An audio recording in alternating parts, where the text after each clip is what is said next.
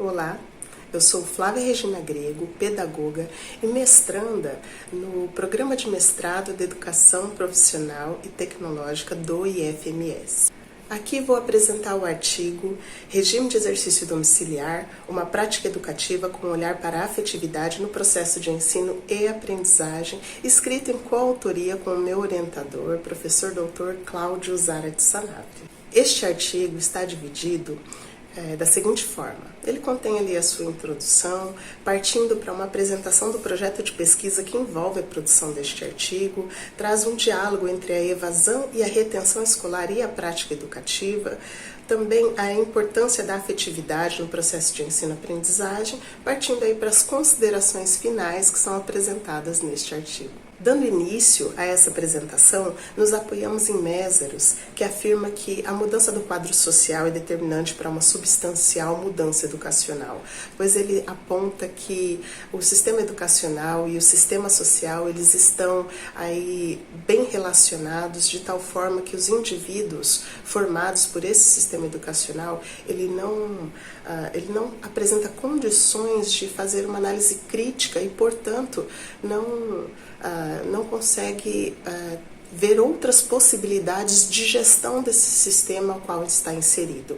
Portanto, há uma dominação estrutural e uma subordinação hierárquica e implacavelmente impostas, segundo Mésaros.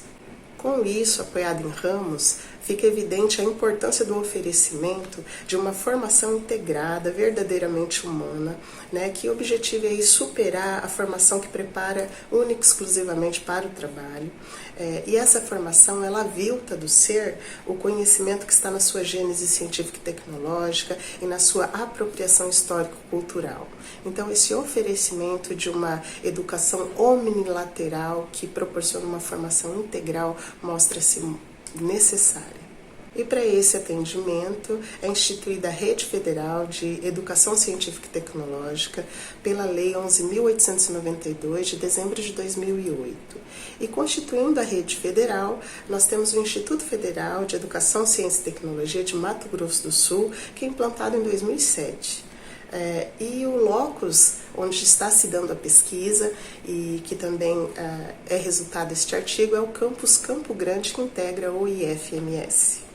Os projetos pedagógicos do campus Campo Grande, esses projetos pedagógicos dos cursos técnicos integrados de nível médio, eles visam formar profissionais possuidores de espírito crítico, de formação tecnológica, generalista e de cultura geral sólida e consistente. Então, ele está ali ancorado em uma base de conhecimento científico-tecnológico, também buscando a formação para o relacionamento interpessoal, comunicação oral, pensamento crítico e racional, capacidade de resolver problemas de ordem técnica, capacidade criativa e inovadora. Essa busca por uma formação integral do indivíduo, ela tem uma relação direta com uma produção de vida material e espiritual, e aqui nos apoiamos em Manacorta, 2007, que vem falar que essa base ou estrutura sobre a qual se eleva a superestrutura jurídica e política, que essa vida material e espiritual é que correspondem depois determinadas formas de consciência social. E com isso consegue-se ir além de uma atividade meramente material. E é nesse contexto de multiplicidade, de complexidade, que se dá o regime de exercício domiciliar, que é uma condição legal concedida ao estudante pelo Decreto-Lei 1044 de 69, nos casos de situação de saúde, e também pela Lei 6.202 de 75, nos casos de licença maternidade. Para o atendimento desse estudante que entra nesse regime de ensino, o regulamento da Organização Didático-Pedagógica do IFMS prevê que o encaminhamento de material didático de estudo para esse estudante deve conter, além dos conteúdos, a bibliografia, a forma em que se dará essa avaliação e também outras informações que o professor julgar necessário. Ou seja, o regulamento ele não traz ali elementos para uma para a elaboração de um material didático que aproxime o professor desse estudante e também que haja uma manutenção do vínculo do estudante com a escola.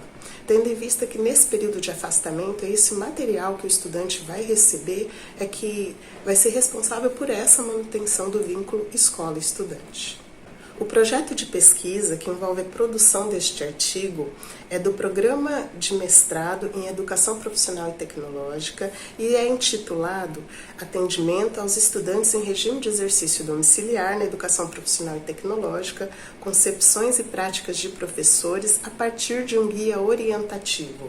É uma pesquisa que traz uma abordagem qualitativa, de natureza descritiva e explicativa, de caráter intervencionista, e o método se dá na forma da pesquisa-ação.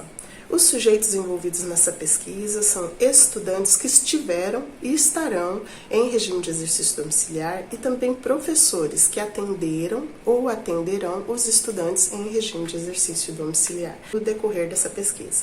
Para um diálogo entre a evasão e a retenção escolar e também a prática educativa, nós trazemos aqui o conceito de evasão que o documento orientador para a superação da evasão e retenção da Rede Federal de Educação Profissional e Científica apresenta. Quanto à evasão, ele traz como definição que trata-se da interrupção do aluno no ciclo do curso, essa interrupção seja pelo abandono do curso, seja pela não efetivação da renovação da matrícula ou mesmo pela solicitação do desligamento desse estudante da instituição. E como definição de retenção, diz que consiste na não conclusão do curso no período previsto. E esse mesmo documento orientador afirma, orienta para ações que visem a permanência e êxito desse estudante na rede federal e que para isso é necessário um olhar sobre a qualidade do ensino e o atendimento à diversidade. Também apresentamos a definição de evasão e retenção na perspectiva de Fritsch, 2017. E ele vem dizer que é um fenômeno complexo, que tem aí motivos objetivos e subjetivos, e que também está associado à não realização das expectativas que o estudante cria em relação à sua formação.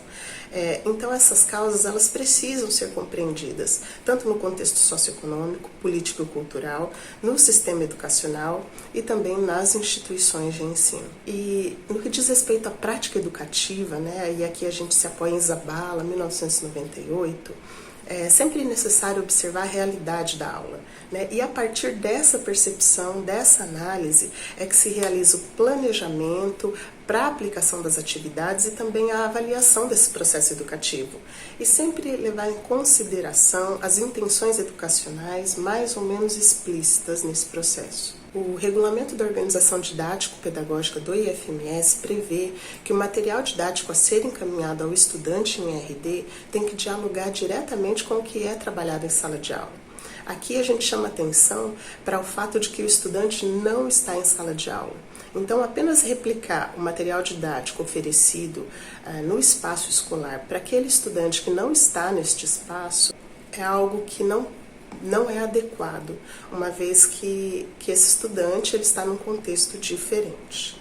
Com isso, novas posturas precisam ser adotadas. E aqui a gente se apoia em Lopes, que traz a importância de mudança de postura, tanto política, mas metodológica do ensino, porque isso é imprescindível para a melhoria da qualidade e isso impacta no impedimento da evasão desses estudantes. Trazendo novamente Zabala para a discussão, ele nos traz que tudo que a gente faz em aula vai impactar na formação dos nossos alunos, em maior ou menor grau.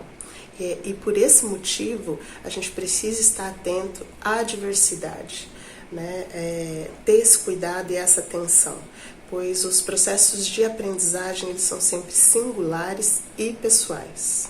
Então, como já afirmado, A prática educativa, ela envolve planejamento e avaliação, né?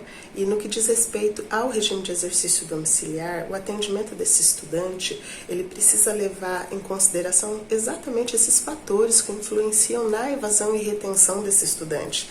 Até porque um dos fatores que influencia nisso é realmente o desempenho acadêmico desse estudante. Então, essa organização didático-pedagógica, ela precisa ser aí, pensada, analisada, com base na realidade do contexto desse estudante e também os problemas socioeconômicos que podem impactar no resultado aí das ações educativas. E falando agora da importância da afetividade no processo de ensino e aprendizagem, nos apoiamos em Marta Coll de Oliveira, que é uma estudiosa das obras aí de Vygotsky, e um dos pontos que ela traz é o termo utilizado em russo por Vygotsky, e aqui eu peço desculpa pela pronúncia, eu vou ler em português, tá? Um dos termos, né, que ela traz é o обучение, que pode ser traduzido como processo de ensino-aprendizagem, incluindo aquele que aprende, aquele que ensina e a relação entre as pessoas. E a partir disso, né, aquele que aprende, aquele que ensina e a relação entre as pessoas, a gente traz um outro aspecto da teoria vigotskiana, que é o nível de desenvolvimento real e o nível de desenvolvimento potencial. Que a partir da ajuda, da intervenção de alguém mais capaz, né, ou até por meio de instruções, dicas, demonstrações, aquilo que antes não se realizava sozinho, o indivíduo passa a realizar. E também apoiados em Vygotsky, Cochrane e Rocha, 2015, afirmam que o professor ele precisa ir além de apenas ligar o estudante ao conhecimento. Oliveira afirma que, a partir dessa perspectiva, o professor tem um papel explícito de interferir na zona de desenvolvimento profissional do aluno, provocando avanços que antes não aconteceriam sem essa intervenção, que não aconteceriam espontaneamente. E Cochrane e Rocha, também apoiados em Vygotsky, mencionam que tanto a experiência e as pesquisas têm demonstrado que fatos impregnados de emoção, eles são recordados de forma mais sólida, firme e prolongada do que feitos indiferentes. Silva também afirma que a afetividade ela não influencia única e exclusivamente nas relações sociais. Ela também ajuda nos processos de desenvolvimento cognitivo. E a afetividade, de maneira aversiva, ela também pode acontecer no contexto escolar. E são essas percepções socialmente compartilhadas que constituem esse vínculo interativo. Na concepção vigotskiana, o aprendizado impulsiona o desenvolvimento. E conforme Oliveira, nesse ponto fica evidenciada a importância da escola no desenvolvimento psicológico dos indivíduos dentro de uma sociedade escolarizada. E agora, partindo para as considerações finais, no que diz respeito à prática educativa, deve-se levar em conta aspectos específicos do contexto que será aplicado. E assim sendo, uma vez adequada à realidade do estudante, isso contribui para a permanência e êxito escolar. Quanto ao vínculo do estudante com a escola, o material que vai ser entregue ao estudante deve dialogar com ele e, com isso, essa busca dessa afetividade, nesse contato, aproxima o professor do estudante, né? E sempre reforçando que a emoção ela não está dissociada do cognitivo. Então, um material didático que desperte a emoção no estudante aumenta a possibilidade de um aprendizado efetivo. Assim sendo, é de suma importância entender o RD como uma prática educativa que guarda diversas especificidades, né, pois no decorrer desse período de afastamento, o estudante ele não está no ambiente escolar, o seu ambiente de estudo é radicalmente afetado, uma vez que não guarda semelhanças com o ambiente escolar. Na escola, o estudante interage com o professor e colegas, em casa ele está em recuperação, via de regra sozinho. Se o afastamento for por licença maternidade, essa estudante, além de estar em recuperação pós-parto, também vai estar ali adequando a sua vida à nova realidade com a chegada de um filho. Estas são as referências utilizadas neste artigo. Agradeço a atenção. Obrigada.